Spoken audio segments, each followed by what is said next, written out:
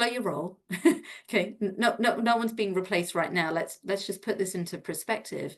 But also, don't forget that AI, this idea that AI can completely replace humans, we're not really there yet. You'll need a completely different setup for that to happen. And I think a lot of organizations aren't really there.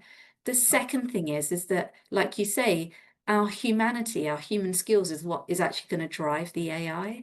And so actually you focusing more on that and being better at that and elevating those human skills gives you back your competitive edge.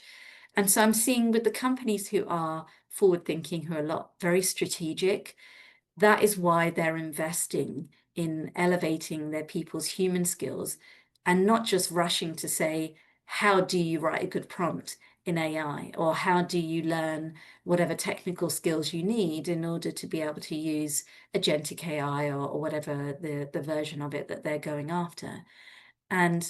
So I think that is really important for people to understand. And I think those that get it, they really get it, and they're investing big in it.